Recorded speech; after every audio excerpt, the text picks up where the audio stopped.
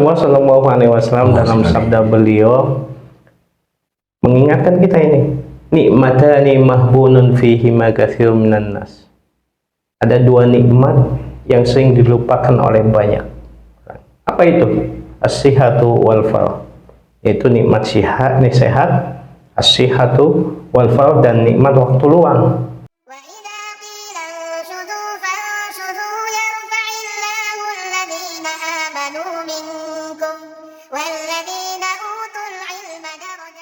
Assalamualaikum warahmatullahi wabarakatuh. Bismillahirrahmanirrahim. Alhamdulillahirrabbilalamin. Allahumma salli ala sayyidina Muhammad wa ala ali sayyidina Muhammad. Alhamdulillahirrabbilalamin. Teman-teman dimanapun berada, semoga kita semua dalam keadaan sehat walafiat dan aktivitas kita mendapatkan barokah dari Allah Subhanahu wa ta'ala. Alhamdulillah, kita dapat berjumpa kembali dalam channel Media Barokah TV bersama Ustaz Fathur Razi. Alhamdulillah, pada kesempatan ini kita akan membahas mengenai terapi kolbu yang tentunya kita sering dengar dan juga mungkin di antara kita ada yang sudah mengaplikasikannya. Merujuk dalam bahasa Arab, kolbu itu memiliki tiga hal, yaitu spiritual, emosional, dan intelektual, dan akan lebih jauh lagi dan lebih luas lagi akan dipaparkan oleh Ustaz Fathur Razi. Baik, terima kasih Bang Hasan. Dan para pemirsa semuanya, mudah-mudahan kita senantiasa diberikan keberkahan oleh Allah Subhanahu wa ta'ala dan juga diberikan kesehatan, karena nikmat sehat ini nikmat yang luar biasa sebenarnya Bang Hasan ya. Siapa sih yang nggak mau sehat ya Bang Hasan ya? Benar, Sir. Cuma kan terkadang kadang kita lupa untuk bersyukur ya. Untuk mensyukuri nikmat sehat ini kadang lupa gitu. Kita baru sadar betapa mahalnya nikmat sehat ini kalau sudah diuji oleh Allah dengan penyakit. Betul nggak Bang Hasan seperti itu? Kita lupa betapa mahalnya oksigen, ya kan? Yang Allah berikan secara free, gratis kepada kita kalau kita sudah diuji dengan susah untuk bernapas. Ya.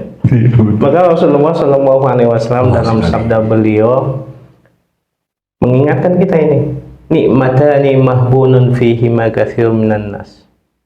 Ada dua nikmat yang sering dilupakan oleh banyak. Apa itu? As-sihhatu wal farah. Yaitu nikmat sehat, as-sihhatu wal farah, dan nikmat waktu luang. Ini dua hal yang sering dilupakan dan kita baru menyadarinya terkadang kalau sudah nikmat itu dicabut dari diri kita. Mudah-mudahan jangan sampai Bang Hasan. Amin, amin ya Allah. Jadi makanya saya berharap mudah-mudahan kita semua senantiasa diberikan kesehatan oleh Allah Subhanahu wa ta'ala.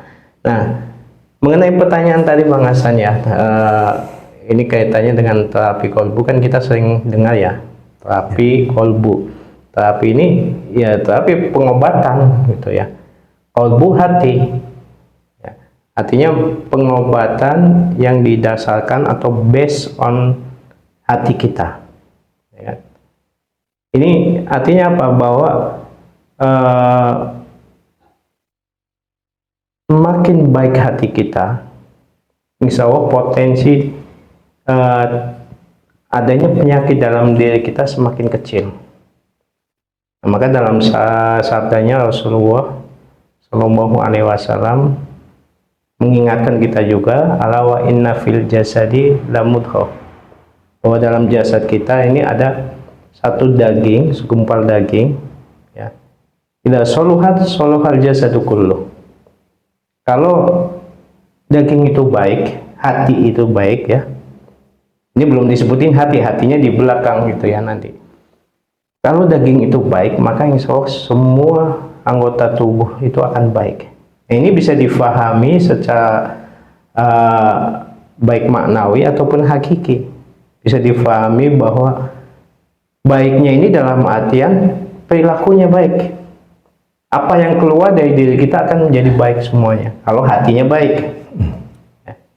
Atau bisa difahami juga kalau hatinya baik, maka seluruh anggota tubuhnya juga akan baik secara tadi, kesehatannya akan menjadi baik. Dan ini bisa dibuktikan juga nanti Bang Hasan ya. Mudah-mudahan apa yang saya sampaikan bisa dipraktekkan juga dan dibuktikan oleh para pemirsa semuanya ya. Apa yang saya sampaikan dalam edisi ya atau pembahasan khusus mengenai terapi kolbu ini. Cuma yang ingin lebih saya tekankan di sini, kalau terapi kolbu kan identik dengan hati ya. Iya. Saya lebih jauh dari itu atau lebih flashback ke belakang, bahwa di belakang hati ini ada jiwa. Jadi secara ini diri kita ini manusia tadi dari beberapa unsur Bang Hasan. Yang pertama adalah jasad. Kemudian di balik jasad ini nggak terlihat, ada jiwa. Kalau bahasa Arabnya kan an-nafsu. Mungkin kita sering dengar hawa nafsu. Dalam bahasa kita ini udah jadi bahasa Indonesia. Dan memang bahasa Indonesia menurut satu penelitian itu hampir, ya mungkin bisa dikatakan lebih dari 50% berasal dari bahasa Arab. Hawa itu bahasa Arab artinya keinginan. Nafsu artinya jiwa, keinginan jiwa gitu. Nah, jadi ada jasad, ada jiwa ya. Ada raga, ada jiwa. Nah, ada hati. Hati ini sebagai pusatnya. Jadi nanti yang akan masuk ke dalam hati ini akan tersalurkan ke pikiran, ada akal. Nah, kalau mungkin gampangnya begini supaya para pemirsa juga gampang memahaminya Bang Hasan. Saya punya satu gambaran lah ya. Kalau di zaman sekarang kan ada di dunia IT kita kenal istilah hardware dengan software ya. Yeah. Hardware ini seperti PC, monitor, keyboard dan lain sebagainya ya. Kemudian ada software, perangkat lunak. Ini nggak kelihatan Bang Hasan. Yeah. Tapi walaupun nggak kelihatan, punya pengaruh yang besar juga. Artinya kalau softwarenya nggak bagus, banyak virus yang ada, akan kemungkinan besar akan berpengaruh terhadap hardware. Nah, dalam diri kita ini, hardware-nya ini adalah jasad kita. Software-nya itu adalah jiwa, yang di dalamnya tadi ada hati. Yeah. Jadi satu paket nih, jiwa dengan hati itu satu paket. Itu Bang Hasan. Jadi nanti yang akan lebih kita tekankan nanti, walaupun kalau hati kan orang sudah paham semua gitu ya, bahwa kita harus begini, kita harus sabar, kita harus berbaik hati, harus husnudon, ya kan? Itu kan kaitan dengan hati semua kan. Tapi di balik itu banyak hal yang mempengaruhi. Ya, kita bisa benar-benar tadi bersabar atau tidak, atau banyak faktor yang mengganjal gitu, sehingga kita walaupun tahu, jadi yang tadinya mau sabar nggak jadi sabar. Nah, ini insya Allah itu yang akan coba kita sampaikan ke para pemirsa Bang Hasan. Jadi sabarnya itu kata orang yang nggak ada sampai ke hati, jadi cuma sampai tenggorokan. Hanya sampai di mulut. Sabar berbulan aja bukan nggak sabar, kan marah aja bukan tadi. Nah, tadi kan bisa contoh sampaikan ya, ini memiliki keterkaitan yang sangat erat, yang outputnya akan menghasilkan tindakan ataupun perilaku, termasuk juga ucapan itu akan menjadi baik. Dan apakah hal tersebut juga ini mempengaruhi faktor kesehatan kita juga? Ya, jelas. Jadi dari dulu juga kita sering mendengar ungkapan masyarakat kita ya dari dulu kan, sehat jasmani, sehat rohani, ya kan, jiwa dan raga. Ini berkaitan ini. Bahkan kalau misalkan bisa dikatakan ketika jiwanya sehat, jiwanya, kalau bahasa saya nanti adalah jiwanya bersih, kemungkinan besar badannya akan semakin sehat. Gitu ya. Nah ini yang jadi yang perlu kita sampaikan gitu kan, karena kalau kita perhatikan ayat-ayat Al-Quran ataupun hadis Nabi kan sebenarnya banyak membahas tentang jiwa ini, pengasan. Nah, salah satunya dalam firman Allah Subhanahu wa taala di surat Asy-Syams ayat 7, 8, 9 dan 10. Itu Allah mengisyaratkan pengasan mengenai jiwa ini. Wa nafsi wa ma sawwaha fa'alhamaha fujuraha wa taqwaha. Qad aflaha man zakkaha wa qad khaba man dassaha. Wa nafsin, dan demi jiwa. Allah bersumpah di sini demi jiwa. Ya. Wa ma sawwaha, dan penyempurnaannya. Dan bagaimana Allah membuat jiwa ini sempurna, terbentuk dengan baik. Fa'alhamaha, kemudian Allah ilhamkan, Allah menggunakan redaksi ilham, ya. Sebagaimana kalau ilham itu kan berarti masuk ke dalam pikiran kita ya, masuk kemudian tersalurkan ya, dalam bentuk perbuatan. Nah ini di sini fa'alhama, Allah memasukkan dalam jiwa kita fujurha, unsur fujur ini unsur negatif, unsur yang tidak baik, unsur ketidaktaatan, watakwaha, dan sebaliknya, dan juga unsur ketakwaan, ketaatan kepada Allah Subhanahu wa taala, unsur yang baik. Nah, dua-duanya dimasukkan ke sini. Nah, ada satu hal yang luar biasa yang ingin saya sampaikan di sini, Bang Hasan. Ini Allah menggunakan redaksi fujur dulu, ya, yang tidak baik dulu, baru takwa.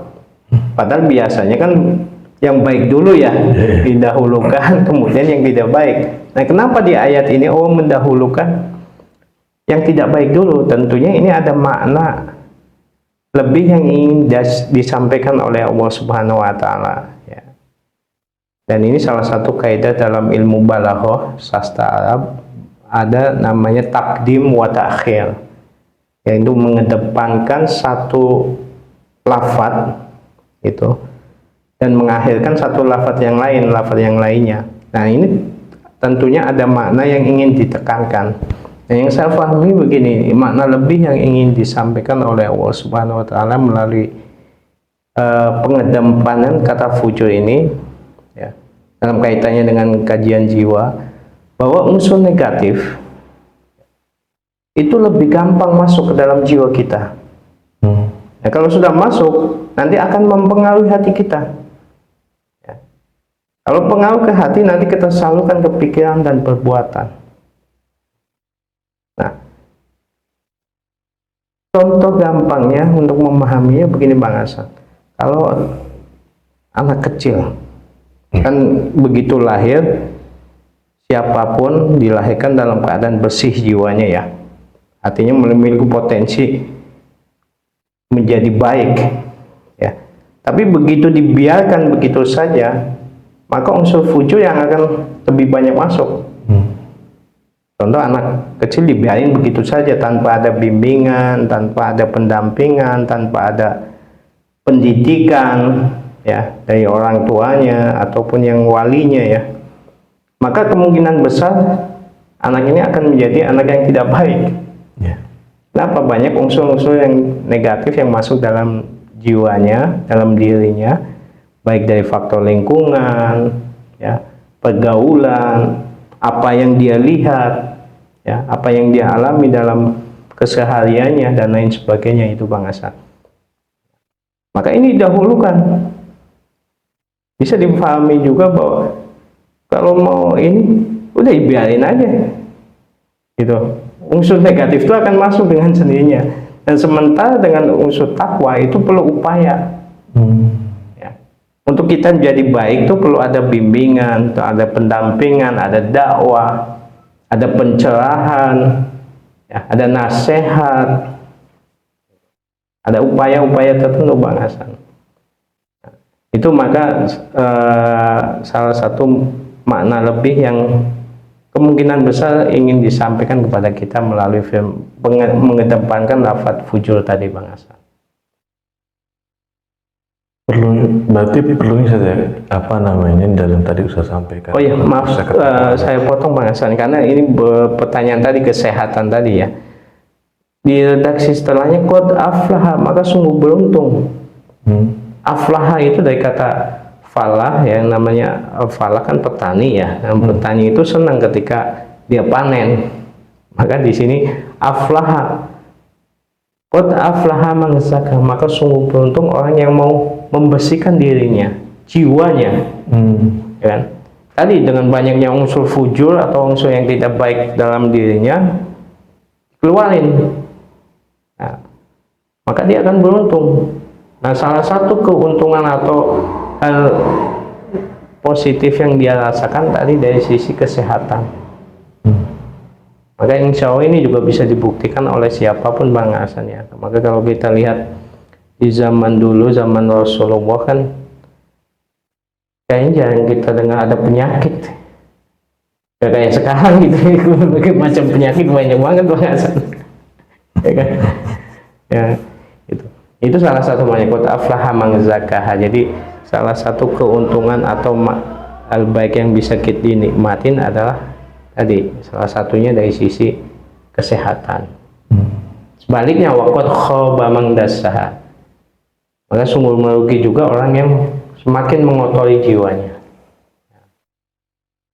Ya, itu Bang Hasan, mohon maaf tadi kita Berarti perlu kita usaha kontinu untuk terus memperbaiki saja sebagai kita mengcounter fujur tadi saja, ya, sifat-sifat yang kurang baik saja, dengan kita mengikuti kajian ataupun kita saat ini kan gadget itu kan luar biasa dan itu bisa mempengaruhi kita juga gitu kan, karena bisa dikatakan kayak tadi apa namanya jiwa sehat jasmani dan rohani, sama seperti ya kalau kita cocokkan seperti HP gitu kan, orang kan baru bangun tidur itu biasanya tuh yang dicari bukan apa dulu, pasti itu HP gitu kan. Kita bisa dan kita mengoptimalkan itu sebagai mengantisipasi sifat wujud itu dengan continue mendengarkan dan menyimak hal-hal yang baik gitu ya. Ya, itu salah satu cara aja ya. Ya, apa namanya kan nanti kita insya Allah banyak kan kita sampaikan apa saja sih yang mempengaruhi jiwa kita. Gitu kan. Masuk misalkan faktor lingkungan gitu ya. Lingkungan kan ya gampang aja begini Bang Hasan, yang mungkin bisa kita rasakan di jalanan aja, ya kan? Di jalanan dengan kondisi di Jakarta yang kita rasakan sekarang, yang tadinya kita berusaha banget untuk, mohon maaf ya, kita mau menahan emosi kita ya, tapi kondisi lingkungannya kayaknya memicu kita ya. Nah, upaya artinya kan itu faktor lingkungan berpengaruh dalam diri kita, dalam jiwa kita gitu. Nah, itu unsur-unsur seperti itu nanti insya Allah kita akan sampaikan, termasuk misalkan ini yang gampang kita rasakan lah ya, kita pahami ya, kita lihat ya, misalkan seseorang yang tadinya nggak korup gitu ya, kemudian masuk satu instansi atau lingkungan ini masih faktor lingkungan yang korup, maka potensi dia akan menjadi korup lebih besar daripada orang yang tidak masuk ke lingkungan seperti itu. Nah, itu yang ingin saya tekankan ke sana. Jadi faktor-faktor apa saja yang mempengaruhi jiwa kita, kalau bisa kita minimalisir, kalau bisa kita hilangin gitu. Itulah pentingnya kita mengikuti terapi kolbu ini saja. Ya. Nah, apa sih Ustaz yang mendasari Ustaz Fathur Razi ini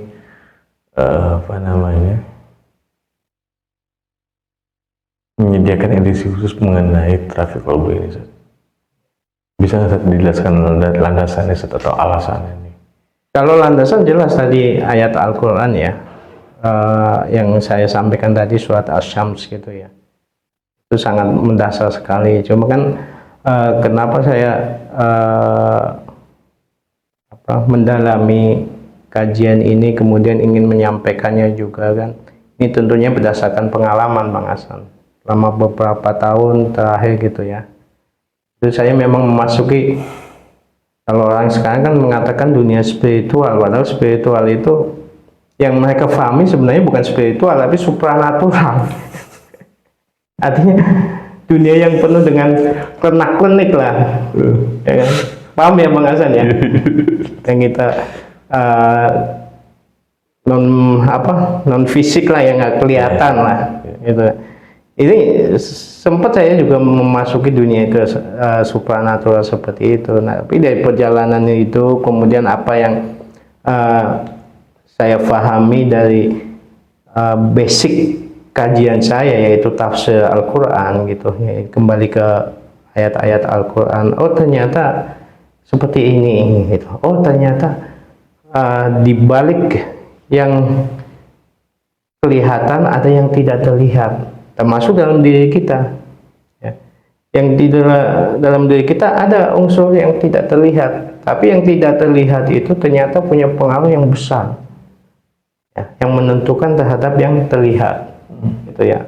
Faktor jiwa ini menentukan terhadap apa yang terlihat, yaitu jasad. Menentukan dalam artian tadi, pertama perilaku, dua tadi juga kesehatan. Ini tentunya nggak serta-merta selama beberapa tahun terakhir berdasarkan pengalaman, kemudian kajian saya di bidang tafsir Al-Quran, hingga saya merumuskan untuk mengangkat masalah terapi kolbu ini. Agar teman-teman semuanya lebih bisa memahami lagi dan juga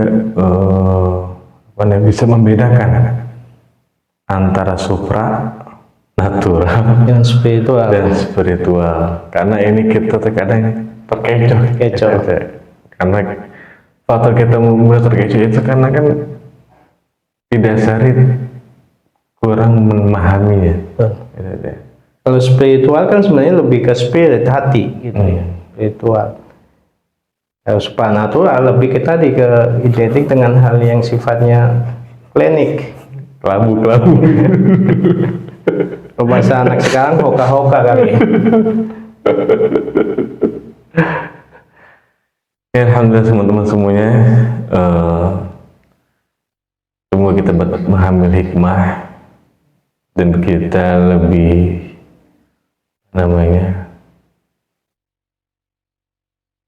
lebih terus giat dalam belajar atau menuntut ilmu. Lagi tadi latar belakang Fathur Razi yang kita sampaikan itu fokus di tafsir Al-Quran saja. Ya, dengan latar belakang Ustaz Fathur Razi di bidang tafsir Al-Quran saja. Ya. Jadi, nah sebelum ditutup mungkin ada yang ingin saya sampaikan Bang Hasan ya. Artinya yang bakal saya sampaikan di kajian terapi kolbu ini itu tadi sekali lagi berdasarkan pengalaman dan basic keilmuan saya dari bidang tafsir. Nah, dan ini tentunya berdasarkan pemahaman ya. Artinya kalau ada yang memahami lain dan mungkin tidak sependapat dengan ini, monggo saja gitu ya. Yang mudah-mudahan yang apa saya sampaikan bisa difahami dan diterima kemudian diamalkan. Mungkin saya hanya bisa memberikan jaminan bahwa apa yang saya sampaikan silakan coba gitu ya, diamalkan, dipraktekkan dan dirasakan nanti manfaatnya ya.